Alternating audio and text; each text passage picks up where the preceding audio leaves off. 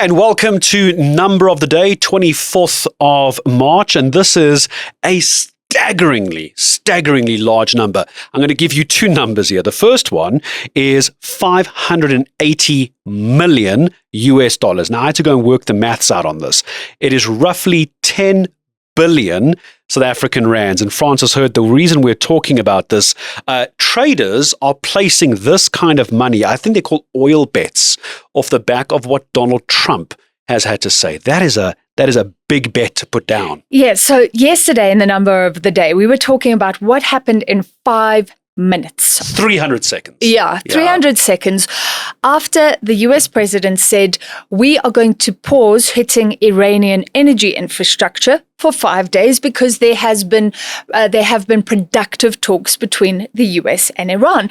Now, in the run-up to that, things were looking terrible. There were threats from Iran. He had given an ultimatum that Iran had to open up the Strait of Hormuz. So an incredible turnaround. And then in 5 minutes, the market changed. Now, go back a little bit in time. And early in the morning, after 6 a.m., before the announcement, people were making big bets. We don't know who these investors are. The concern is, could they have known what Trump was going to say? Are you suggesting insider trading? So that is the concern. It would be insider trading or stock manipulation, but nothing is proven. But there are a lot of headlines. The Financial Times, and you know, Gareth, I find that a lot of people don't know which media outlets to trust these days because there is so much misinformation, unfortunately. But the Financial Times, I think, is one of those institutions, still the bastions. They are not saying insider trading, but they went with a huge headline talking about the fact that 580 million was placed on bets because what happens is that the oil market, it's futures. So you don't buy the oil today. Yep. You bet on the price in the future and you say, I'll buy it at that price. And obviously, the Trump announcement was going to make the price of oil drop. And it dropped by 14% in 5 minutes. So if oil is high and you know it's going to go low, you're going to sell before it goes low and you're going to make a lot of profit. So if you know the speech is going to happen, you got the idea of what the speech might be, you're hedging your bets. Yes, and obviously these were bets that the price would go down. There were also bets that the S&P 500, an index of US stocks, would go up. And we spoke yesterday about how all markets suddenly turned around. So the JSE was in the red and it went well into the green. US markets weren't open yet, but people can trade before. Now, the thing is, prior to the opening, there's not as much trade. So people are saying this looks unusual, although a lot of things can look unusual, especially if they're betting against the general trend of the market, which was that oil would go up. So it may look worse than it is, but there are lots and lots of questions. There are lots of questions. One that is standing out for me, and obviously we'll keep an eye on this $580 million placed on these oil futures and oil bets. Does anything change for us oil price-wise? I'm just coming back to South Africa. Oil price-wise, i.e., fuel increases, or does this not really fit into that? No, it won't affect us. This is really, I think, about the integrity of the president of the United States. And remember, there were questions a year ago. I was thinking it's almost a year ago.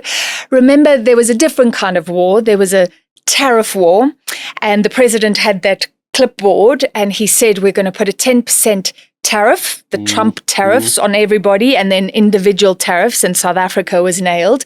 He announced those a few days later. So obviously the markets just plunged and there was chaos and there was concern that the tariffs would dampen the global economy because so many countries were trading with the US. Then all of a sudden he announced a 90-day pause on the tariffs. And he was speaking on Truth Social before that. And he said, now is the time to buy. So it's always difficult to prove, right? What does that mean? Is he optimistic about the US economy? And then the experts said that insider trading is non-public. So actually that's okay if you tell everybody. Yes.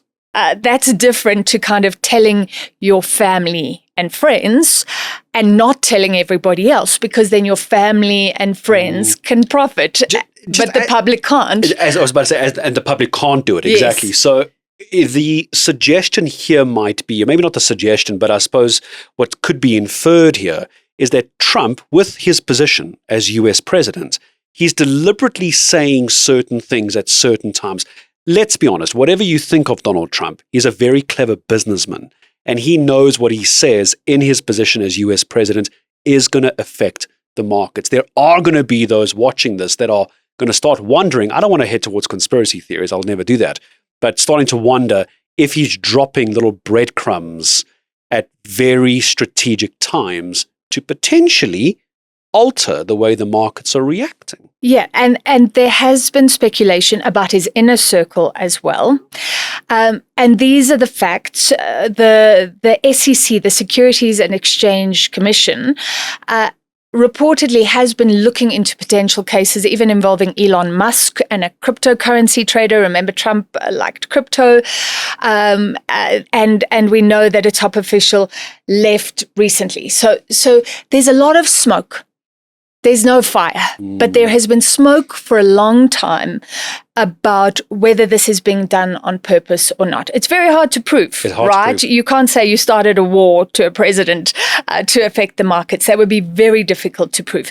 But what we can say right now is there is a lot of smoke and a lot of questions in the UK, the Financial Conduct Authority being urged to investigate, a lot of questions about $580 million in bets on oil just before Trump made the announcement that saw the oil price plummeting.